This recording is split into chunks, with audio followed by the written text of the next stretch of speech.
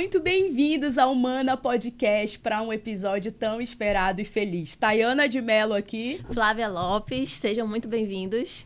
E o nosso convidado de hoje, que já está aqui conosco, é uma voz da Amazônia para o Brasil. Flávia, você está conseguindo fingir costume nesse episódio de hoje? Hoje, realmente, eu não estou fingindo nada.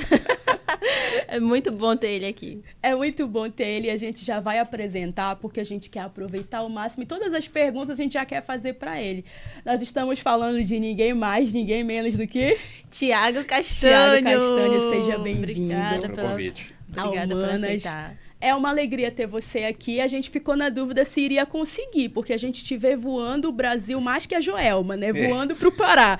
A gente vê você voando. Gente, será que ele para em Belém? E aí, Thiago, como é que tá a sua vida hoje? Belém, São Paulo, você mora aqui ainda, não mora? Conta pra gente. Moro em Belém, minha vida aqui, minha filha aqui, minha família, minha raiz. Tenho um restaurante em São Paulo, já vai fazer 3 anos esse ano. Acabo viajando bastante para gravações, eventos e tudo mais, mas minha casa é aqui. Não pretendo mudar. Muito bom. Mas você passa muito tempo aqui? Como que funciona hoje essa tua agenda? Acho que hoje eu passo entre 60 a 70% aqui. Então aí São Paulo acabou virando... Eu fico brincando, né? Que São Paulo virou um bairro para mim. Muito bom. Vou ali rapidinho e volto. Então, é o conforto que hoje também eu tenho de estar lá, né? Então, não é mais aquele lugar distante, que eu ia muito, que aí era um lugar que também, né, selva de pedra, hoje é um lugar que já é uma certa casa para mim. Muito bom. E, Thiago, me conta, você poderia ter saído de Belém, deve ter tido convite? Teve, assim como, né, tenho, mas como eu falei, assim, eu gosto muito de morar aqui, né? Teve um momento da vida que a gente, preciso sair. Já na época de faculdade e tal, que eu fiz gastronomia, não tinha aqui gastronomia. Talvez se tivesse, eu não teria ido para São Paulo. Mas foi muito bom. Em 2006, eu fui para São Paulo para estudar em Campos do Jordão, gastronomia. E foi muito bom. Eu acho que ali, essa oportunidade que eu tive, né, que meus pais trabalhando duro aqui para poder pagar essa faculdade lá em Campos do Jordão, fez com que eu já começasse a trilhar o meu caminho, né? Que é justamente não ficar só aqui em Belém. Ficar nessa conexão entre Belém e os outros lugares e o mundo. Tá, mas nunca te ocorreu, então, mudar a residência? Tu nunca falaste assim, eu agora estou fazendo muitos trabalhos fora, será que se eu for para um polo no Sudeste, isso não vai ser de alguma maneira melhor? Ou não? Para o Thiago não funciona. Para o Thiago é mais essa questão da raiz. Morar aqui mesmo. Já me passou uma época que a gente até comprou um terreno uma vez, aí meu irmão, no Nordeste, lá em Barra Grande, que a gente viu um lugar de praia que tem um potencial turístico muito grande, é um lugar muito turístico, que atrai gente do mundo inteiro por causa do kitesurf, e aí a gente acabou apaixonado por esse lugar, quase a gente vai para ali. Mas sempre também, né, ficar nessa ponte aérea com Belém. Excelente. Sabe que isso me chama a atenção, Flávia? Porque a gente tem a ideia, às vezes, de que para a gente levar a nossa carreira para um nível nacional, ou, enfim, para a gente... Eu não sei nem se ele projetou que seria assim, eu já vou te perguntar sobre isso. A gente não tem nem noção, às vezes. Mas tem gente que que quer ser intencional. Não, eu quero levar a minha carreira. Eu vou correr atrás de levar a minha carreira para um nível nacional. Muita gente acredita que só é possível fazer isso saindo do norte, especialmente norte e nordeste. Tem essa ideia de eu vou fazer sucesso fora daqui. Eu acho que muito também da gastronomia tem disso, né? De construir, não sei se você pode confirmar, mas eu acompanho um pouquinho ali e aí eu vejo muito a questão da carreira na Europa, né, nos países, nos estados ali do Sudeste, talvez. E aí aconteceu, né, não aconteceu isso com você ou não te passou isso pela cabeça ou passou em algum momento, de repente? De ir para fora do... Da necessidade de, para fazer sucesso eu preciso sair do norte. Bom, eu acho que isso acontece em qualquer país. Tá. Assim, que qualquer país tem a sua grande metrópole, né, que define o país. Tem Estados Unidos, Nova York, Califórnia, né? Então, as pessoas, querendo ou não, para serem reconhecidas nesse universo lá, tem que ir para o centro. Então, no Brasil é a mesma coisa. Querendo ou não, a gente, apesar de eu ser daqui, ser conhecido por ser amazônica, por trabalhar nossa cultura, São Paulo e Rio de Janeiro são o grande centro cultural do país, né? Então, o jornalismo, o centro da comunicação é lá. Então, a gente tem que, querendo ou não, passar por esse filtro. Então, para mim, não é um problema, como eu vejo né, as pessoas Sim, questionarem sobre sim. isso. A gente tem que sair daqui. Cara, a gente tem que sair. Isso aí é normal. No Ok. mundo inteiro. Sim. Entendeu? Sim. Mas aí eu acho que a gente já tá falando da carreira dele e tudo, mas o nosso podcast, Thiago, ele tem, assim, o nosso objetivo é ter conversas reais com gente de verdade e mostrar, né, para o público realmente a pessoa. E aí, nesse sentido, a gente quer entender quem é o Thiago antes da gastronomia entrar na sua vida, ou a gastronomia sempre esteve ali na sua vida, que eu vi que você falou da família, né? E conta pra gente como é que começou isso, como isso entrou na sua vida de fato. Bom, é um clichê, né? Meu pai, a gente gostava de cozinhar. Meu pai gostava de cozinhar principalmente, mais que a minha mãe. A cozinha sempre estava no centro. Quando a gente viajava para casa dos meus avós, né, por parte de mãe, que moravam em Bragança, eles não estão mais aqui, estão lá para virar estrelinha, como eu falo para minha filha. Sim. A cozinha era muito central. Então, era o meu avô com um sítio atrás na casa que a gente brincava, tinha jabuti, eles tinham criação de jabuti, galinha, pato. Então, era uma coisa que a gente via as coisas acontecerem. E meu pai sempre cozinhando nos finais de semana. Então, era fazer muqueca, peixe assado, pizza, essas coisas, tudo a gente via ele, né, com prazer fazendo isso, recebendo amigos em casa. Em algum momento, os negócios dele não deram certo e aí ele se viu na obrigação de sustentar a família. E no Brasil, né, é muito normal as pessoas, quando vão para algum mercado informal, ir para o mercado da comida. Não sei se vocês... né, tem uma portinha em cada esquina. Sim, sim. Então é muito normal. Ele, né? desculpa, ele trabalhava com o quê, Thiago, antes? Ele foi comerciante a vida inteira. Tá. Então ele já exportou pimenta do reino, já teve depósito de bebida aqui pela Doca, então sempre estava ali comprando e vendendo, comprando e vendendo. Então o restaurante não deixa de ser isso também, mas era uma coisa que ele sabe fazer muito bem, comida, né? Excelente. E aí, dentro dessa história, então, como é que o Thiago começou a se envolver com a gastronomia? Eu vi que você fez faculdade de gastronomia, né? Então, aí eu comecei a ajudar, né? Eu e meu irmão, a gente começou ajudando, a gente já estudava, e aí no momento de tempo livre no dia, a gente estudava na escola e aí ajudava em casa, que não era um restaurante, era uma casa, né? Ali onde é o Remanso do Peixe. Aquela casa era de vocês, então? É nossa. É de vocês, então. Sempre Já fui foi. lá várias vezes, amamos, Uma inclusive. casinha, né? Nossa, incrível. E aí o restaurante foi tomando uma proporção de virar restaurante e a gente começou a ficar olhando aquilo. Pô, isso aqui, meu pai trabalha, minha mãe trabalha, tem gente, né? Mas aí na escola, que na época, né, a gente não tinha aquilo como uma carreira a ser seguida, né? A gente via, né, medicina, era direito, na época engenharia da computação, em ciência da computação. E aí eu acabei não seguindo ainda logo de cara para isso. Fiz ciência da computação, durei 2 meses. Olha só. 2 meses. Aí eu levando revista de gastronomia pro curso, ou seja, tá tudo errado. Eu cheguei e disse pro meu pai que eu queria fazer gastronomia. Eu já fui até numa época no Ver o Peso da Cozinha. Isso eu fazendo ciência da computação. Fui no Ver o Peso da Cozinha, conversei com uma chefe de cozinha lá.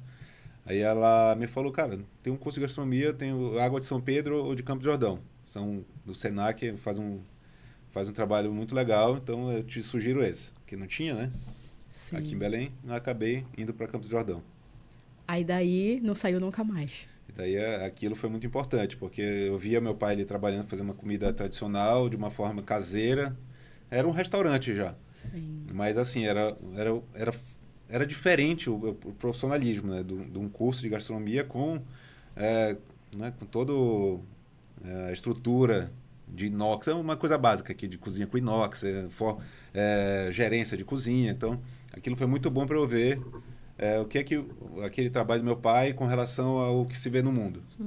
Toda uma estrutura diferente daquilo que vocês estavam até então acostumados, né? E também me fez olhar aquilo como um poder, um certo poder, entre aspas, né? Porque lá, ao mesmo tempo que a gente via as cozinhas do mundo todas ali no meu curso, quando chegou na cozinha paraense, o pessoal não conhecia. Uau. Entendeu? Aí chegou na cozinha brasileira lá, a professora, uma grande professora, inclusive a Fátima, ela me pediu ajuda, eu como aluno, me pediu ajuda para dar aula de cozinha paraense. Olha só. Aí eu falei, opa, peraí, o pessoal não conhece tanto o que a gente está vivendo lá.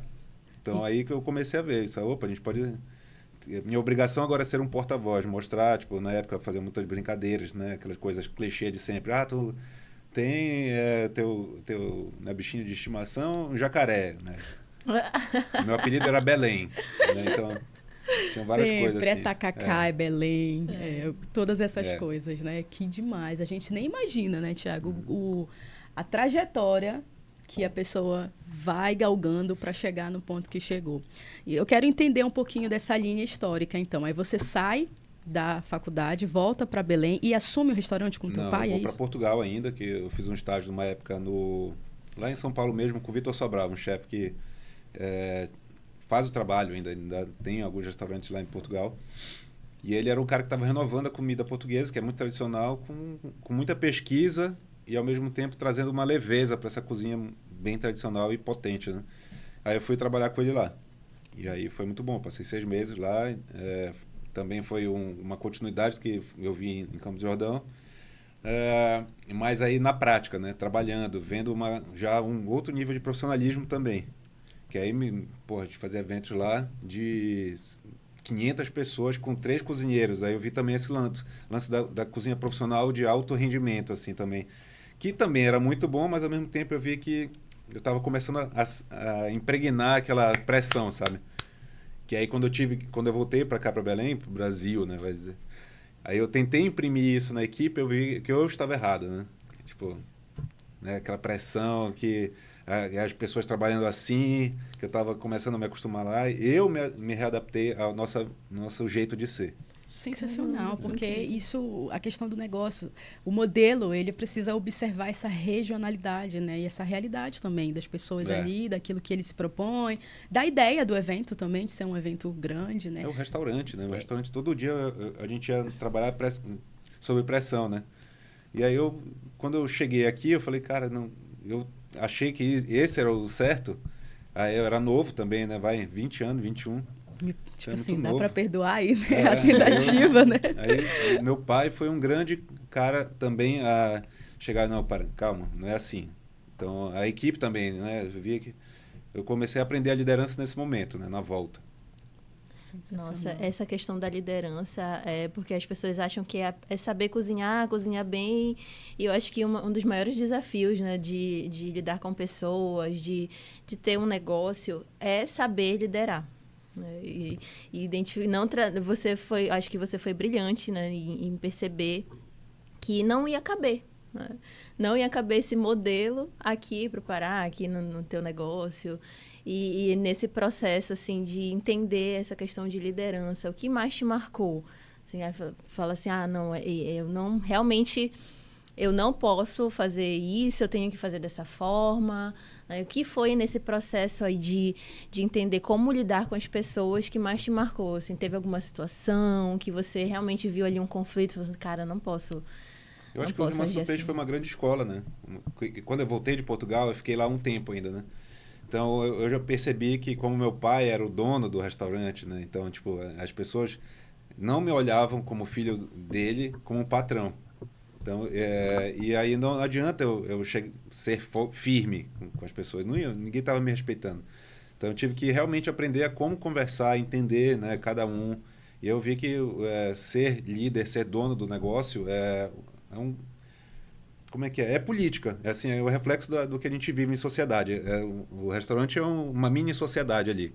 Então, tem que conquistar, tu tem que ouvir, tem que, né, ver as necessidades individuais de cada um.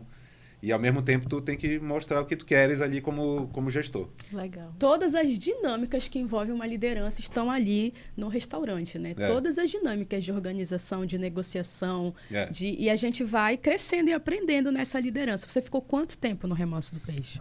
Ali a gente ficou ainda, acho que uns 2 anos, até eu comecei a fazer alguns eventos e aí já atrair gente para fazer uns menuzinhos, né, eventos na casa dos outros e tal, personal chef na época, né, que chamava. E aí jornalistas já estavam caindo lá no restaurante para ver o que eu estava fazendo, fora do cardápio já tradicional da casa. E aí meu pai, eu, Felipe, né, tá na hora da gente abrir um restaurante. E aí chegamos no Remanso do Bosque. Também é um restaurante da nossa família, apesar de, né, a gente ficar mais identificado como dono, eu e meu irmão, mas era um projeto nosso mesmo, familiar. Muito bom. Eu vou até fazer uma pausa para explicar para quem está acompanhando aqui a gente que o Remanso do Peixe, se você não é aqui da região de Belém, né, do Pará, da Amazônia, é um lugar super tradicional aqui da nossa região. Se você é de Belém, você sabe do que a gente está falando. E se você é fã do Thiago, acompanha ele, provavelmente você também sabe. Mas se você é só esse fã da internet que vê outros projetos do Thiago e não sabe um pouco dessa trajetória dele, o Remanso do Peixe é um lugar que é frequentado por pessoas famosas que vêm aqui na cidade de Belém, que querem provar o melhor peixe da região, que querem provar também aquilo que de bom ali a família do Thiago conseguiu desenvolver.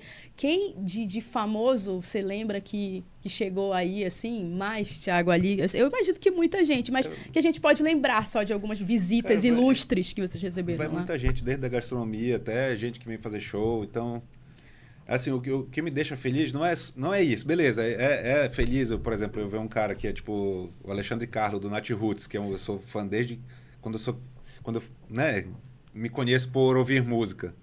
E aí tá lá o cara sentado e ele me reconhecer. Então, e comer tipo, tem a isso tua é legal. comida, né? Oh, que bacana, cara. Aí ver ele 2 vezes antes de ir pro show. Isso me deixa muito feliz, porque o cara gostou, né? De sentir em casa, ninguém abordar ele. Então também tem esse lado. Legal. Mas também o que me deixa muito feliz é ver clientes que vão semanalmente umas 2 vezes por semana lá. Muito bom. Então, tipo, assim como eu vou no Hakata, por exemplo, que é um restaurante para mim familiar, eu vou comer sushi, sentar no balcão, eu vejo pessoas lá que a gente conhece pelo nome, que vão desde quando eu era criança lá, vão 2 vezes por semana. Então, isso me deixa muito feliz. Que legal. Demais, sensacional. A tua trajetória, então, ali junto com o teu pai, durou quantos anos, Thiago, no Remanso? Porque, pelo que eu entendi, vocês tiveram um tempo no Remanso e, assim, foi crescendo não só para fora, mas pelo que eu percebi internamente nos processos, na reorganização do espaço, que tem uma arquitetura que lembra muito uma casa, né? Que lembra muito, eu não sei se tudo isso foi muito bem arquitetado por vocês ou ao longo do tempo vocês foram ajustando como isso aconteceu, porque quando a gente entra hoje lá no Remanso, a gente sente que a gente está entrando na casa da nossa avó, que a gente está entrando na casa de alguém, e aí a gente, claro, hoje já tem muita premiação, já tem muita coisa ali exposta que vocês eventualmente conseguiram. E aí eu me pergunto, quanto tempo durou essa escola Remanso do Bosque, Remanso do Peixe primeiro, depois Remanso do Bosque, para chegarmos aos novos projetos atuais do Thiago? Eu acho que o Remanso do Peixe ele ainda continua sendo essa escola. Ele continua. Você ainda está conectado, então? Não, se não, profissionalmente, porque a gente, né, cada um está seguindo o seu caminho. Tá. Mas a gente vai toda semana lá, restaurante dos meus pais, a minha casa, a gente diz assim, a nossa casa, continua, a casa da família. Muito bom. Mas o Remanso é isso, a gente percebeu que lá é um lugar que é uma casa. Não pode ter placa, então não tem placa, não tem identificação, todo mundo chega ainda da mesma casinha lá desde quando a gente era criança, então apesar de tu entrar e ver que é um restaurante com mesas, como tu falaste, é uma casa de vó grandona, não né? é um ambiente turístico, a gente não faz questão de apesar de atender turista, lá o turista que tem uma mentalidade de viajante, ele não vai sentir, opa, estou entrando num ambiente turístico, né? Ele vai entrar, opa, eu estou me sentindo aqui como são os locais de Belém comem.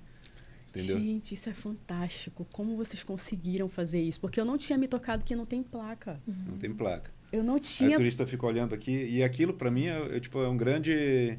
O pessoal de marca hoje, né, investe tanto para criar um conceito, esse negócio instagramável. Isso já desde... Eu acho que meu pai bolou isso aí. Desde aquela época já é um conceito que é instagramável, vai. Vocês furaram a bolha demais. Tem que deixar o carro fora da vila, entrar, mesmo com chuva, com guarda-chuva, para ir no final da vila sem placa, entendeu? O negócio Eu acho que é isso que traz a beleza também, né? Como você falou, sim. Da pessoa ir lá e ter a continuidade de toda semana. E é aquilo tradicional. A pessoa gosta daquilo e ela quer que ela não quer outra coisa. Ela não quer que modernize. Eu acho que o cliente mesmo, de fato, ele fidelizou. Entendeu o que é o verdadeiro moderno, né? Que o verdadeiro moderno vai trazer, sim, inovação, que vai trazer, sim, novas possibilidades, mas que vai guardar a raiz. A essência, né? A essência. Essa história, né? Que todo mundo vai contar essa história. Porque eu acho que o Remanso do Peixe é difícil de migrar para uma... acho que a comida, sim, dá para tipo, abrir uma outra unidade, vamos supor. Mas aquela experiência de comer lá no Remanso do Peixe, que tem nessa casa tem 26 anos, só vai ter lá. assim. Gente, sensacional.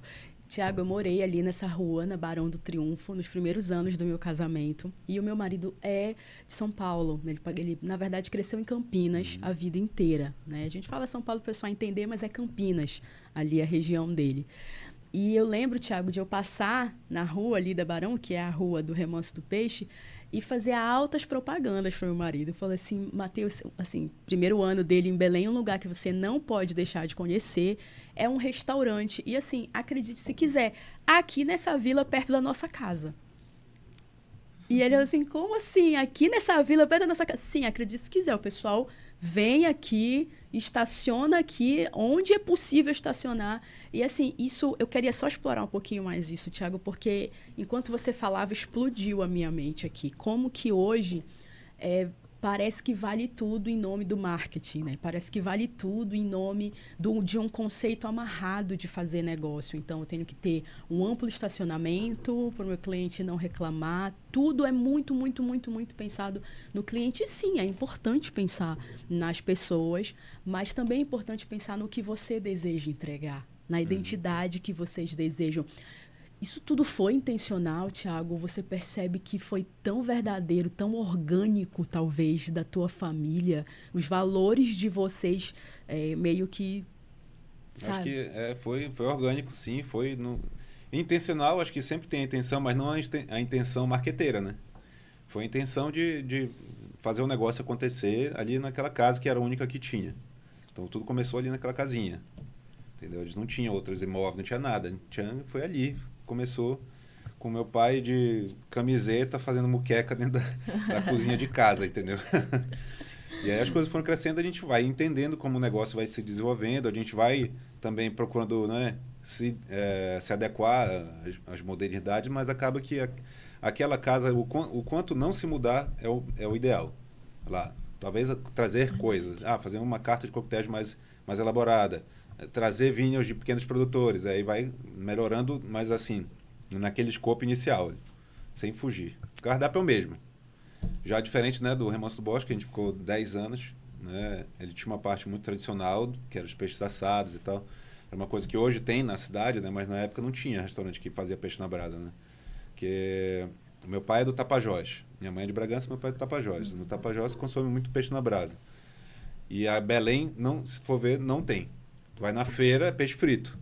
Né? Sim. Tu vai no mercado de Santarinha, ali, Mercado 2000, você já foram, né? Mercadão 2000. Sim. Tem uma área só de peixes assados na brasa, né? Tipo, as pessoas fazem a cari, né? O jaraqui, tambaqui na brasa ali. O cara vai na feira para comer isso. Então, a gente abriu o Remanso do Bosque sabendo que a gente queria fazer coisas diferentes, né? Menus degustações, eventos com chefe de fora, mas com uma espinha dorsal muito tradicional de comida de brasa, de peixe na brasa. E aí, como a gente quer, você falou aqui de fazer coisas diferentes, imagino que para isso acontecer, você precisa provar outras culinárias, conhecer outros países, né? E ter essa experiência aí. Eu imagino que você já provou e já degustou de várias coisas, né? Mas, assim, como a gente quer conhecer um pouco além, né? Eu queria te perguntar, existe algo que você ainda não tem, assim, não teve experiência, ou de repente está conhecendo agora da culinária, seja uma comida, seja uma bebida, assim, cara, agora que eu tô conhecendo essa área aqui, entendendo melhor sobre isso, conta pra gente se tem alguma coisa aí que o Thiago ainda não conhece, Domina tanto. não domina. Porque quando a gente olha pro Thiago, parece que ele domina tudo de culinária. Parece que a gente é assim, Thiago, qual que é o tipo de isso aqui que eu devo comprar? Não sei mas com certeza um repertório maior que o nosso, com certeza. Bom, acho que tem algumas coisas. Uma eu ia viajar em 2020 para o Japão, né? Que eu sou apaixonado por comida japonesa, que Pará é a terceira maior colônia japonesa do Brasil. A primeira é São Paulo, a segunda é Londrina e a terceira é aqui, né? Então, eu vejo essa conexão com a nossa cozinha, né? A cozinha asiática com a nossa tem conexões. Eu ia viajar em 2020, então ainda estou devendo conhecer esse país que tanto me influencia. Vai no Puba, vai no Sororoca, tem, né, pratos da comida japonesa com coisas da Amazônia. Tem também o café, eu fiz uma grande campanha agora para uma marca, para a Lor, que é uma marca gigante. E aí eu já estava conhecendo, identificando os meus estilos de café, fora aquele, né, que é a nossa memória afetiva, esses que a gente encontra no supermercado. Aquele queimado mesmo, que a É. gente gosta, né? Eu gosto do café da manhã. Sim, eu da gosto manhã, desse, aquele eu não gosto do torra queimadinho. clara. Exatamente. Então, o torra clara ali para depois do almoço, para a tarde e tal, pra um momento que a gente quer sentir o cheiro do café sendo moído na hora. Isso. Mas esse daí também eu tomo até hoje, vai. Sim. Acho que tu precisa ter experiência, que o meu marido ele é dessa vibe aí. Ele pega, tem o moedor manual, compra os grãos, aí moe, extrai, tudo isso. Mas esse moer é muito incrível, moer na hora. Então, eu acho que o universo do café, uma coisa mais nova, e o universo do Japão, que eu preciso ir, mas eu preciso ter tempo, e aí a gente está construindo isso. Eu já passei 30 dias no Sudeste Asiático, em Vietnã e Tailândia, sozinho, comendo, procurando as coisas por lá. Mas na época eu não tinha filha, né? Então a coisa era diferente, né? Era mais fácil. Mas então mudou. Vamos pegar logo, aproveitando para falar da sua filha, da sua princesinha. Ela tem quantos anos? Vai fazer 4 em novembro. 4 de novembro. O que mudou na vida do Thiago depois da paternidade? Mudou muita coisa. Muita coisa. Eu fiquei mais centrado. Eu fiquei, deixa eu ver, mais focado. Eu acho que me deu muita sorte também. As coisas estão acontecendo e eu tenho conseguido colocar no cronograma, né? Eu consigo ficar metade da minha vida, apesar de viagem, de negócios. Eu crio essa lógica de ficar com ela. Então, beleza. A liderança, né? Como veio no início do papo, né? Então, hoje, eu consigo liderar a equipe para eu estar ausente no momento que eu estou com a minha filha. Coisa que, talvez no passado, né? Com um modelo de liderança que a gente tinha mais centralizador, que meu pai, por exemplo, no início, teve que trabalhar muito, muito firme, mas ele era uma parte imprescindível na equipe, né? Não conseguia delegar. Então, se eu fosse nesse momento, eu estaria ausente na criação da minha filha. Hoje eu consigo estar presente, né? Pela todos esses anos trabalhando e buscando uma liderança que eu consigo passar para minha equipe isso. O que mais tu então, tens... Felizmente. Muito bom. O que mais tu tens aprendido com ela? Cada ser humano é único e, sem sombra de dúvida, ela deve estar sendo uma escola por si só, o relacionamento com ela. Nós temos filhos, né? E a gente aprende tanto com esses pequenos. Como é que está sendo para o Thiago aprender com a sua filhinha? Bom, primeiro amor que eu nunca tinha visto, né? Também essa questão de eu ver o que é mais importante na minha vida, né? Também trabalho é muito importante para poder fazer, né, o sustento, o nosso sustento, mas também eu acho que o tempo de qualidade, o tempo presente... Tem sido diferente. O tempo presente ali, uma coisa importante. É porque elas mudam muito rápido, né, Thiago? Se você... Muito. Quando ela tá bebezinha, então nem se fale. De uma semana para outra, a bebê tem algo novo, ela tá fazendo algo novo. Isso quer dizer, se tu fazes uma viagem de 15 dias... Não, de uma semana. De uma semana, quando tu voltas, ela está falando... Já tá falando coisas diferentes. Tá dobrando a perna, sentando. Então, ontem, por exemplo, foi um dia desse, que eu cheguei... Opa, desculpa. Eu cheguei, peguei ela no colégio antes bora ficar na piscina. Ficamos umas 2 horas na piscina, antes do jogo. Quando fomos ver o jogo, ela estava toda vestida, a gente foi no comércio comprar roupa. Que legal. Eu vi um story seu com ela. Muito aí bom. a gente foi ver o jogo, ela estava dormindo já. Tava cansada. Cansou. Muito bom. Elas nos ensinam muito sobre a simplicidade da vida, né, Thiago? Outro dia, o meu filhinho de 2 aninhos olhou para a lua, e naquela fase que a lua tá meio assim quebradinha, e ele falou: papai, um pão de queijo. Meu marido ficou encantado, porque é o tipo de coisa que é único, né? Você ter a percepção da criança sobre o mundo. Ou seja, a gente está acostumado com a lua, a gente nem mal olha para a lua, a não ser os amantes apaixonados, aquelas pessoas que gostam, mas as crianças não. Elas percebem a lua, elas percebem o desenho na nuvem, que, aliás, era uma das coisas que todos nós mais gostávamos de fazer quando crianças, identificar os desenhos nas nuvens. Toda essa coisa lúdica, essa coisa artística, as crianças trazem de volta. Isso é incrível. Como que foi a introdução alimentar da tua filha? Como foi apresentar alguma coisa de comida para tua filha?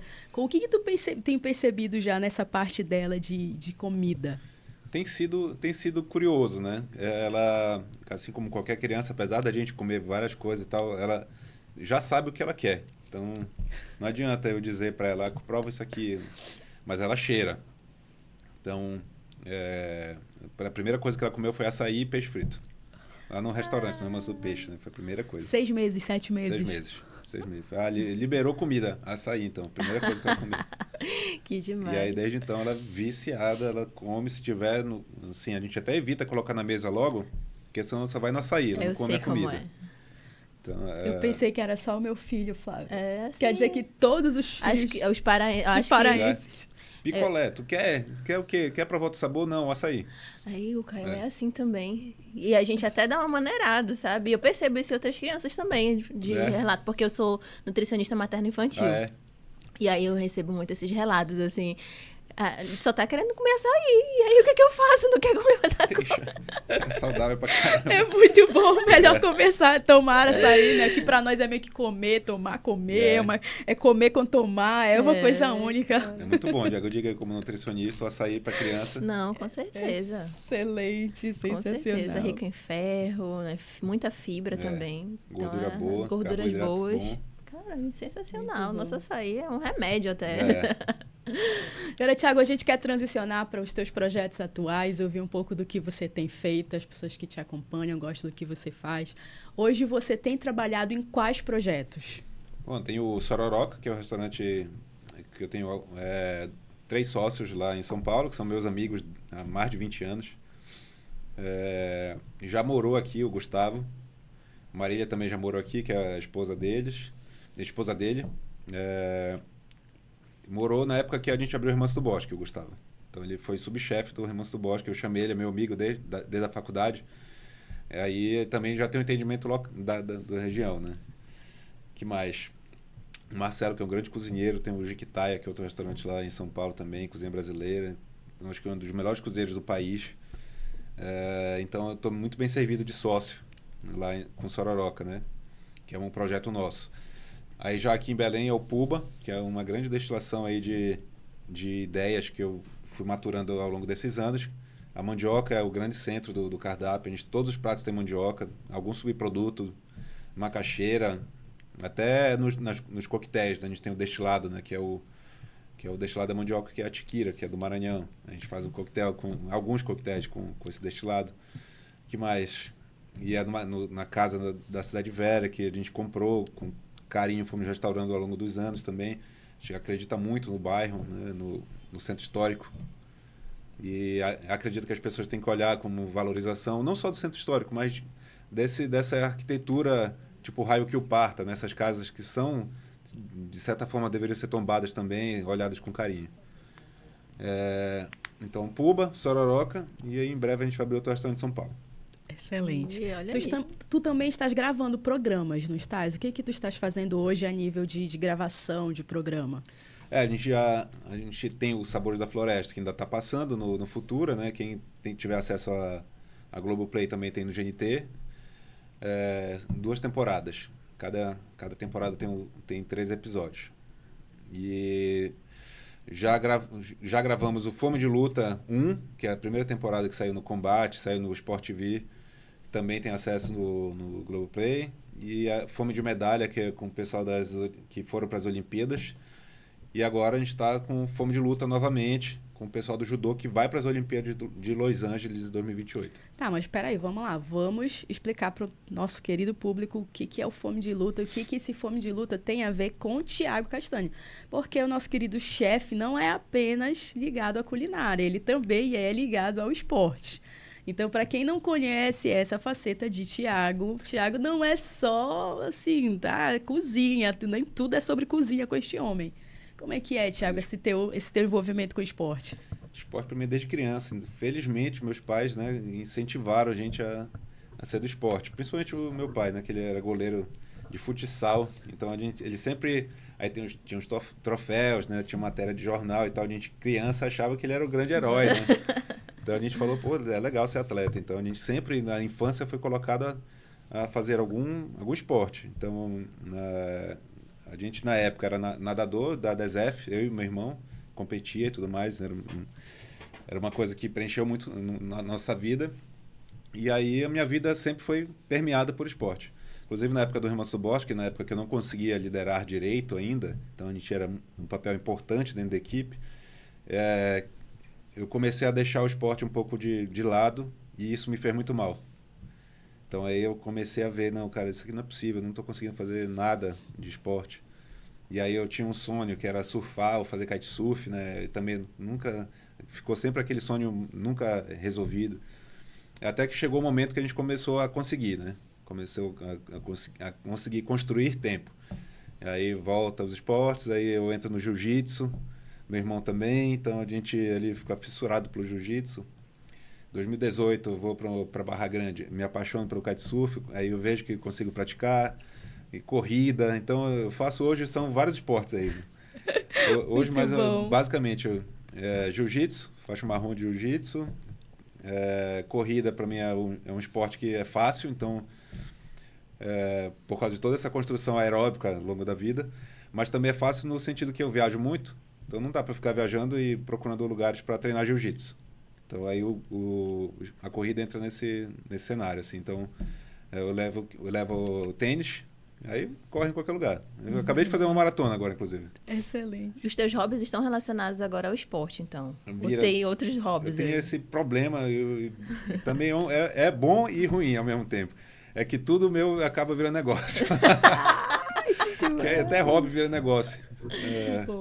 O kite sou patrocinado pela Nesh, que é uma marca de kite. Aí a corrida, de certa forma, ainda não virou tanto, mas eu já fui convidado para fazer a maratona.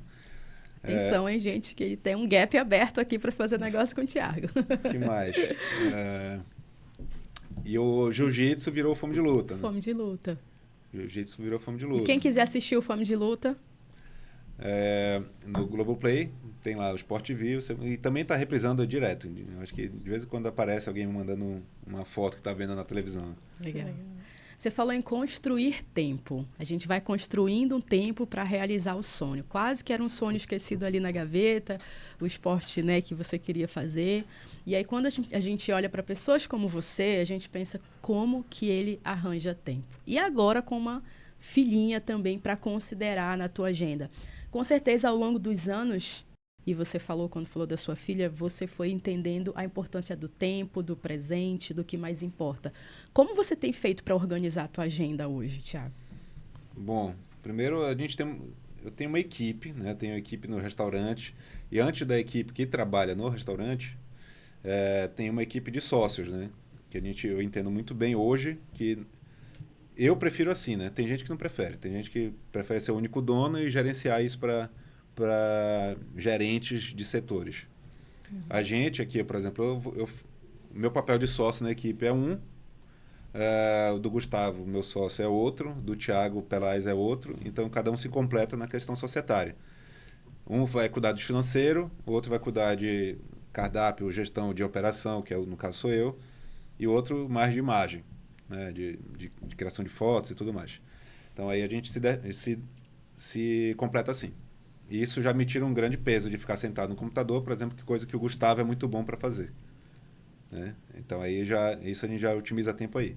Aí já quando parte para a operação, a gente define muito bem os líderes de cada setor, né? A cozinha tem um líder, o salão tem um líder, o compras tem um líder, e aí eles se referem com a gente na hora de tomar decisões. A gente toma antes deles, eles tomam decisões operacionais. Certo. E aí isso também eu consigo ficar monitorando através de gestão de WhatsApp, querendo ou não. Querendo ou não. A gente tem outras ferramentas, né? Mas, assim, telefone, como é que tá? Câmera ainda é usada, mas, assim, CMV, que é o custo de mercadoria, é uma grande métrica para ver se está se estragando, se material está se perdendo no meio do caminho também. E a gente tem uma consultoria de gestão financeira em São Paulo, que também quem toca isso é o Gustavo. Muito bom. Vejamos que a liderança foi desenvolvida aí ao longo dos anos, né? Quer dizer, a gente vem do início da conversa para uma história ali e agora a gente já está em outra realidade. Toda essa organização de liderança reflete no tempo pessoal do Thiago hoje, então, porque te poupa tempo. Eu acho que na saúde psicológica também, né? Também, porque aí hoje eu tenho por as pessoas serem escolhidas, inclusive eu escolho a dedo as pessoas que estão dentro, pelo menos do PUBA, né? Lá em São Paulo, no Sororoca, é o Gustavo, o Marcelo e a Marília. Aqui em Belém, sou eu. Então, eu faço questão de tanto admitir e desligar a equipe, pessoas da equipe, entendeu? Acho que é muito importante. Eu faço a entrevista e eu também desligo. Gente do céu, e a pessoa que vai ser entrevistada pelo Thiago Castanho, que Deus abençoe vocês que vão passar por essa entrevista. Porque eu fico um pouco nervoso, né? A gente tenta ser o melhor no relacionamento, né? Algum momento que não dá certo, né? Tanto para um quanto para outro, aí desliga. É bem simples, assim. Mas eu tento ser bem claro, deixar o ambiente mais confortável possível para as pessoas que trabalham com a gente. Em algum momento, normal. É normal não ter se dá certo e tá tudo bem. Decisões. Teve alguma decisão que você precisou tomar que foi assim, que você considera mais difícil? Meu Deus, vou ter que tomar essa decisão. Teve na sua trajetória um momento? No passado, sim. Tipo, desligar pessoas que eu não gostaria de desligar. Tipo, na época do Herman Suboski. Esse é um exemplo, assim, por vários motivos. Hoje, deixa eu ver, hoje a nossa equipe está confortável, assim, sabe? Eu sinto que tem gente que eu vejo feliz trabalhando dentro, que eu consigo colocar eles em exposição. Tem um dos subchefes da casa, que é o Diogo, para mim é um cara que me acompanha desde o Herman Suboski, então ele já me conhece muito bem, eu conheço ele muito bem. Deixa eu ver, tem quantos anos trabalhando comigo? Desde 2011? Cara, tem quase 15 anos que a gente se conhece. É tranquilo trabalhar com ele. Tem a Luísa, que é uma menina que estava um tempão na Europa. E aí ela também está desde o primeiro dia do PUBA aqui. E para mim, eu coloquei ela como líder também. Feliz da vida. E Legal. Menina nova Muito bom. Que sangue nos olhos de trabalho. Sim. E é isso. O Salão também, uma menina nova, a Elisa.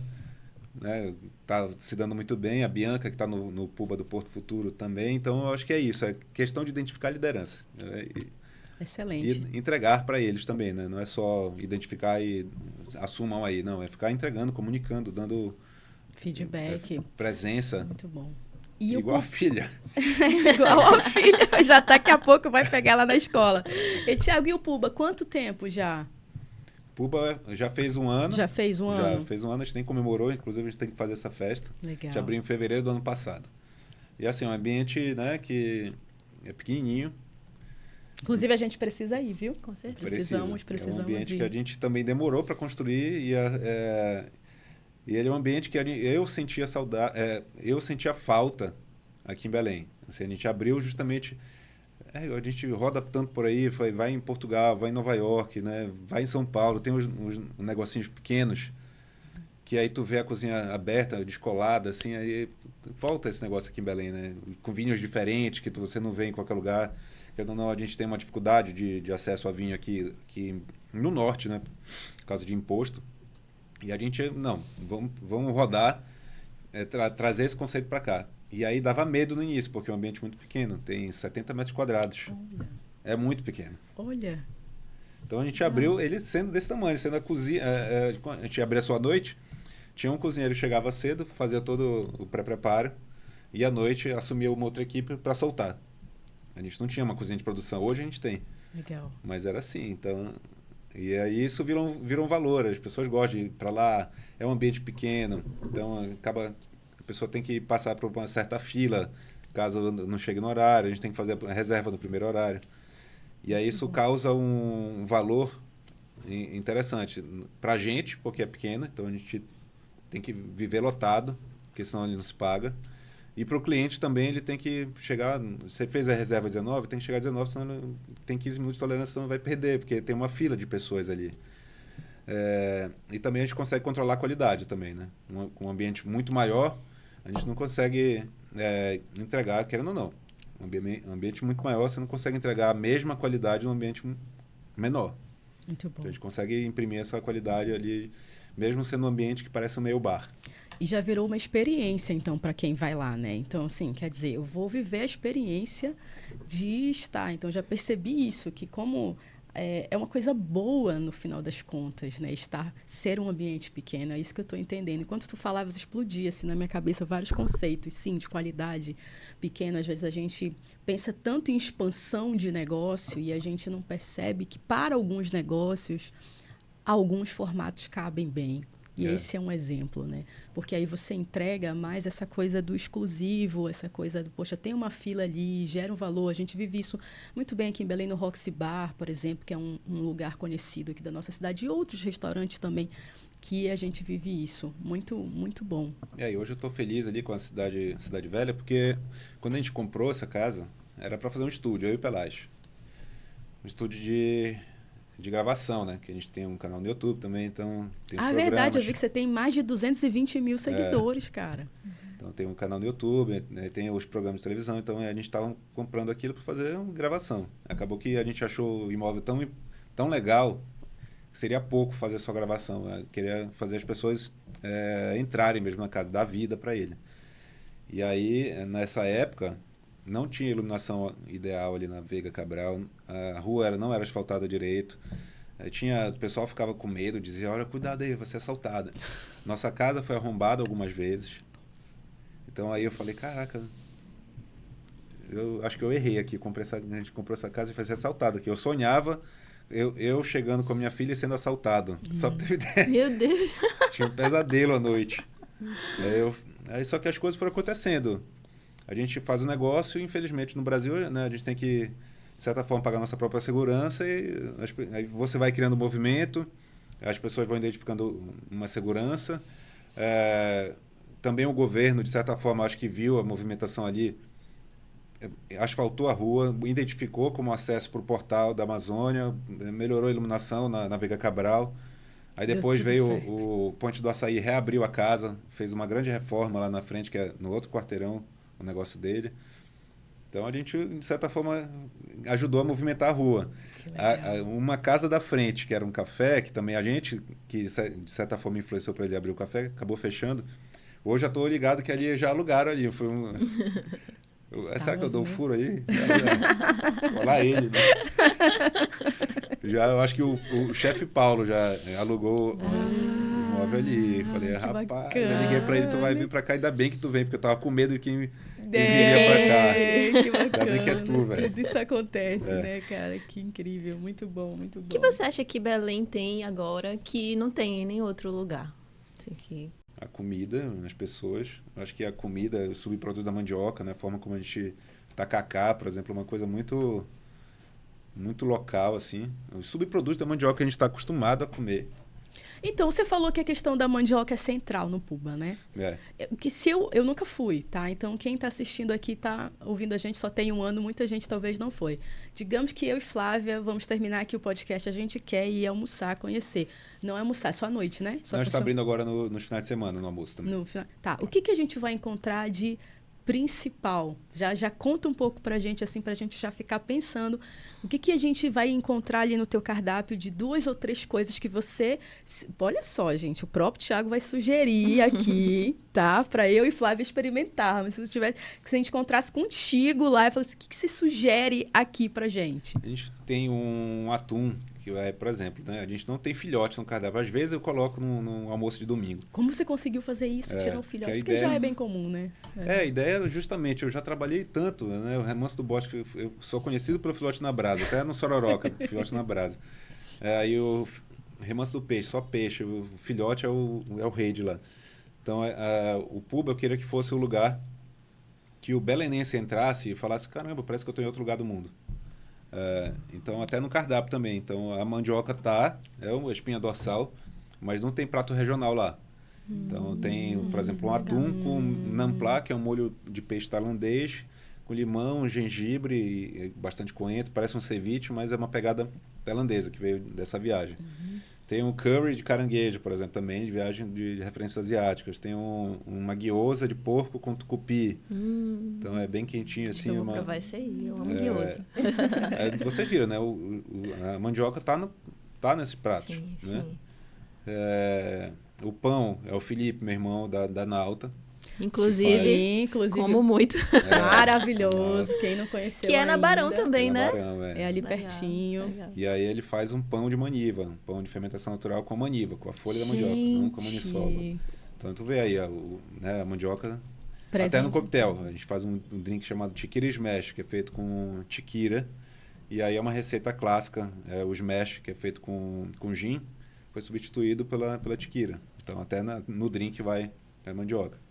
Agora eu já fiquei com vontade de ir, né, Flávia? Já tá me dando fome já. E o vinho 10 para e acompanhar, 25. vinho, coquetel e tal. Muito bom. Bebida sem álcool, querendo ou não, hoje é um universo também. Sim, sim. E, Tiago, a gente já está caminhando aqui para o final, a gente tem algumas coisas ainda de Belém para falar com você. Mas eu queria muito te perguntar também, Tiago, sobre como é que você lida com essa questão de você ter se tornado uma referência nacional. Quer queira ou quer não. A gente falou um pouco aqui no começo, né? Eu não sei até que ponto você imaginava que você iria chegar a esse ponto. Tem muita gente que fala assim, por exemplo, outro dia eu vi uma entrevista da Anitta, eu sempre soube que eu estaria e tal, nananana. Enfim, cada pessoa tem uma percepção da fama, do ser conhecido, do se tornar alguém. Até que ponto, como é que você consegue lidar com isso, Tiago? Porque eu vejo você uma pessoa tão simples, tão você mesmo, tão tranquilo, e você está ali no teu restaurante, com certeza as pessoas devem chegar, querer te conhecer, tirar foto, seu nome se tornou conhecido. Como é isso para o Tiago? Eu acho que muita terapia também, né? Porque você se entende. Eu sou um cara tímido. Então, o pessoal vê televisão, né? Eu acho que, cara...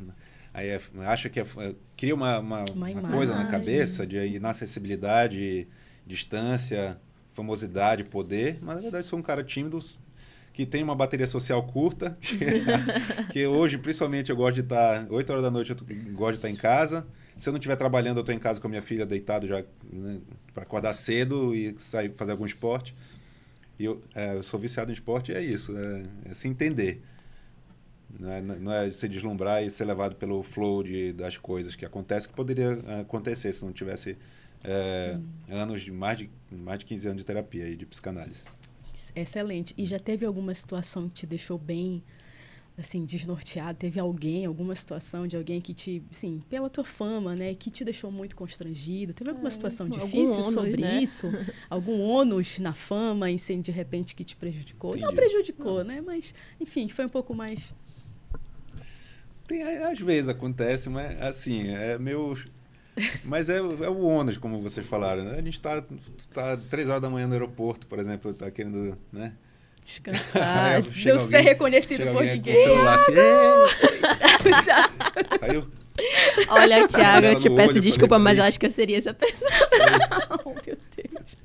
É isso, mas tirando isso. Não é o carinho, né? As pessoas se identificam, elas veem aquilo que você está fazendo e elas, né, querem ali um registro. É o mundo que a gente vive também, né? Como as pessoas se conectam hoje. A ideia de conexão das pessoas hoje passa muito pelo digital, né? Passa muito por fazer uma selfie. Isso é muito importante para as pessoas. As pessoas ficam na fila, elas ficam assim, porque a ideia de conexão.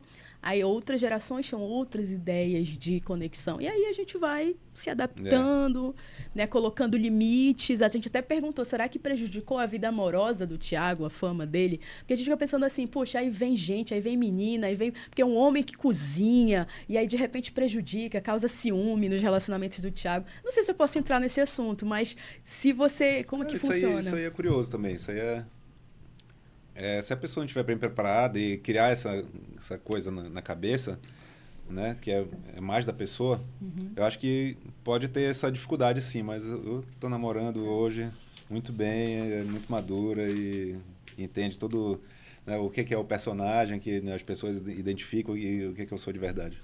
Muito Legal. bom. Ser compreensivo, né, com a tua realidade, não tem como fugir disso, né? Muito bom.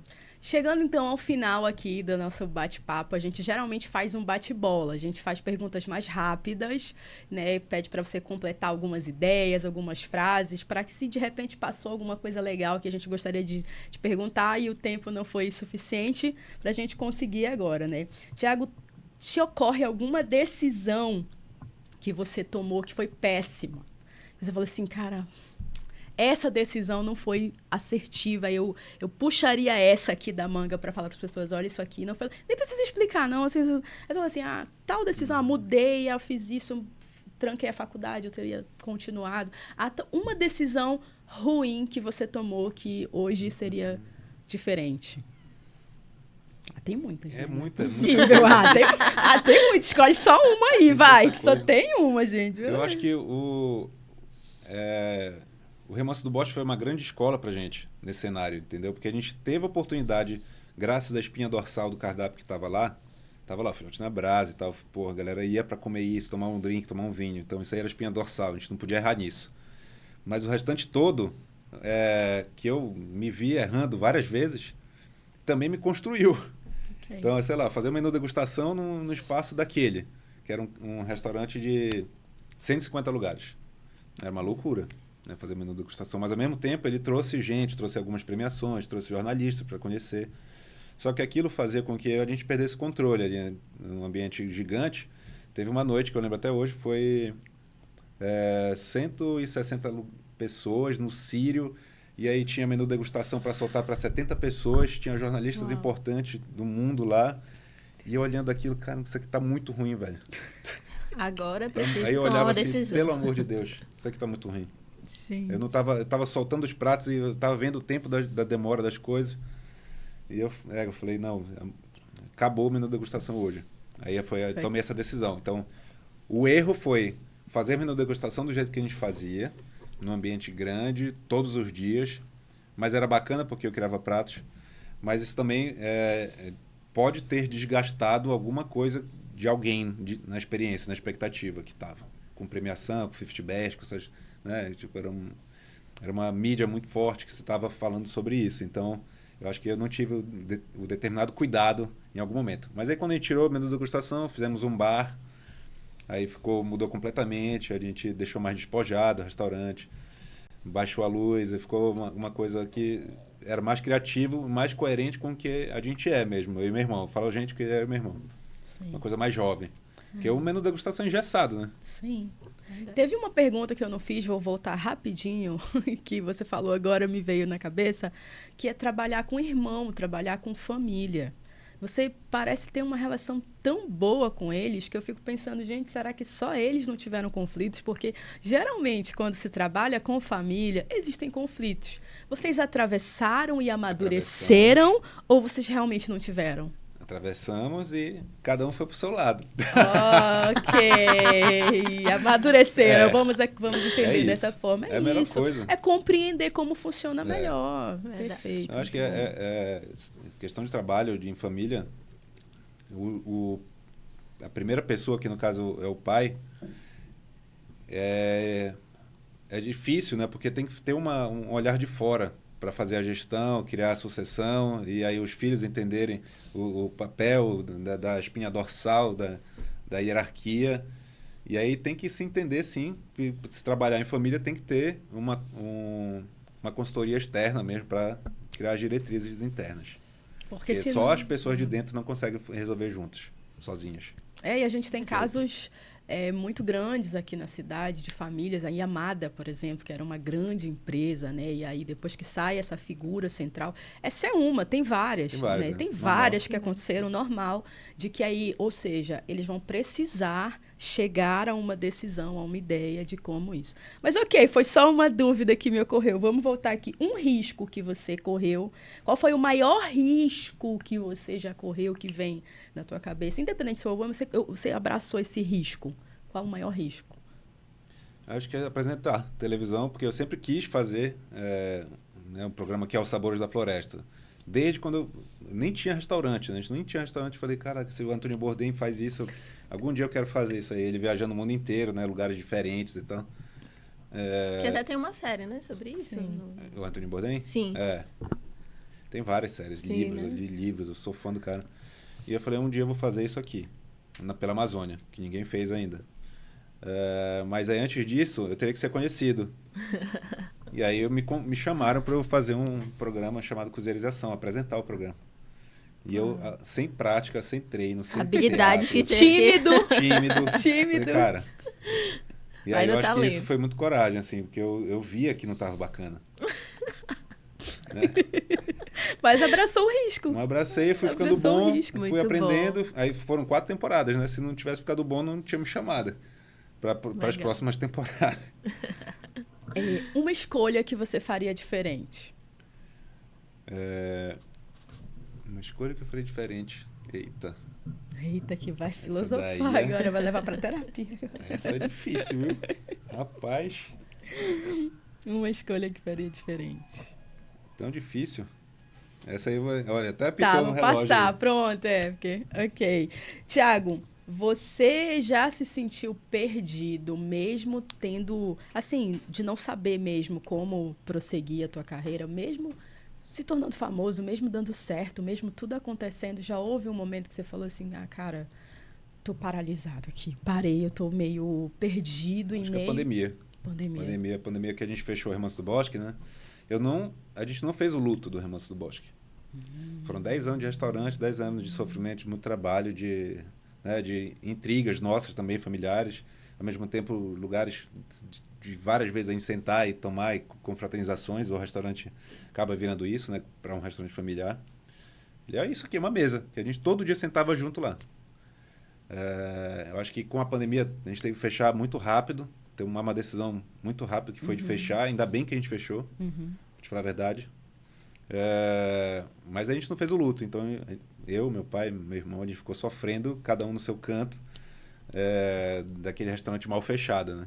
Caramba. E aí eu me via sem restaurante, criando conteúdo, não tendo aquela rotina diária de que eu fui criado desde criança, né? Tipo, ir lá, abrir a casa, sentir o cheiro do restaurante, de pessoas e pessoas que passaram por ali. Caramba. Rapaz, eu fiquei ali, cara, o que eu tô fazendo na vida? Aí eu fiquei, né, gravando, fazendo publicidade e, ao mesmo tempo, com tempo livre.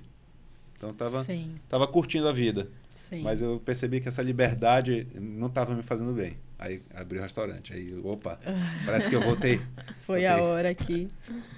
Tiago, o que você sabe hoje que você gostaria que você tivesse aprendido com 20 anos ou lá atrás, que você poderia deixar de aprendizado para quem está começando agora, empreendendo? Pensei, cara, eu gostaria de saber isso aqui, mas eu só pude aprender com o tempo. O que você pode deixar? Eu acho que gestão de pessoas. Quanto mais cedo aprender, mas eu acho que é só o tempo mesmo. Acho que é difícil. Curso não ensina. Não vai. Acho que a gestão de pessoas é muito de ficar ouvindo mesmo, sentar, ver, conhecer, ficar humilde e empático. Eu acho que isso, quanto mais cedo aprender, melhor. Muito bom. Uma coisa que você espera que a sua filha, ou de repente filhos, né, sabe futuro, mas que se ela assistir essa entrevista daqui a muitos anos, que você gostaria muito que ela soubesse, que ela tivesse a seu respeito? Que eu hoje estou fazendo boa parte das coisas por ela. Muito bom. Que lindo. Muito bom. Bate-bola final, família, é? Tudo. Belém é? Caramba, eu vou responder tudo, então? Tá no finalzinho já. É o grande... A minha casa, é a minha fonte de inspiração, é a minha raiz. Vou pular Amazônia porque já foi para Belém, né? É. Sucesso pro Tiago. Sucesso é tempo de qualidade hoje. Eu não imagino ter tipo uma rede de restaurantes. Não, primeiro eu quero ter nos lugares que as pessoas que eu tiver, que as pessoas tenham a felicidade. Caramba, isso aqui tá realmente muito bom, cara. Como é que vocês conseguem, mesmo tendo um aqui, um em São Paulo? Entendeu? Então, acho que é isso. Muito bom. E tempo com a família, né? Tempo Sucesso. com a família. Dinheiro. Dinheiro é necessário, né? A gente não faz nada sem dinheiro na vida. Um medo. Medo que algo aconteça com a minha filha. Aí depois que o filho nasce, não tem outra não tem resposta, como. né? Felicidade pro Tiago.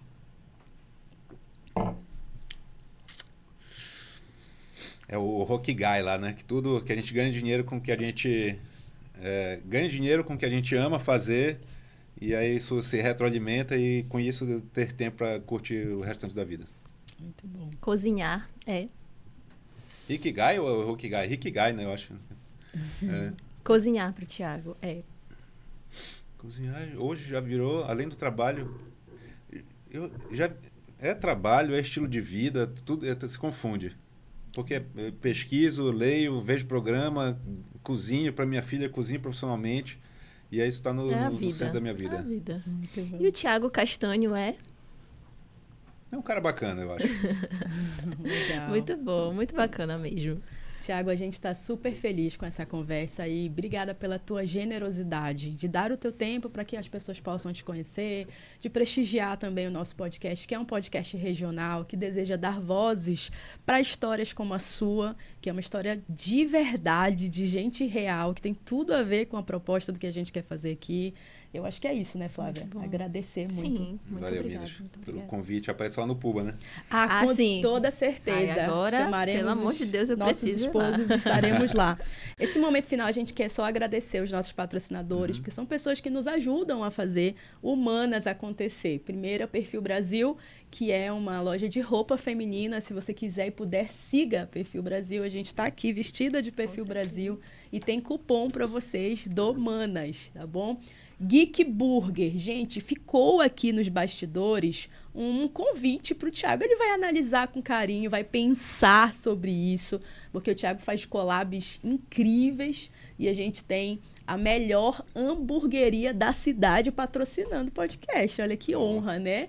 E super premiado, todos os prêmios, iFood, né? Belém, fora de Belém. E se você não conhece ainda a Geek, a hamburgueria mais geek dessa cidade, você precisa conhecer e usar o cupom MANAS. Não esqueça, né, Flávia? Porque às vezes o pessoal está ouvindo aqui, pede lá no app, anota aí deles, pede, vai lá pessoalmente e esquece de usar o cupom. Aí não tem graça, né, gente? Tem que usar o nosso cupom lá. E aí a gente agradece a Açaiteria Pavulagem, porque tem o seguinte, Thiago, você sabe que o paraense ele tem preconceito com sorvete de açaí. Não tem jeito. Ainda mais com M&M, com É, leite em pouco. Nós temos preconceito, não tem jeito. E a Pavulagem é uma açaiteria nova aqui na região que se propôs a quebrar o preconceito. Eu fui lá, porque eu sou assim, açaí viciada em açaí. Eu sou daquela família cuja avó só comia com açaí. Se não tiver o açaí, greve de fome. Nesse nível era a minha avózinha e os filhos dela. Mas a açaiteria conseguiu já me capturar. Então, fica o convite e o cupom MANAS para vocês utilizarem.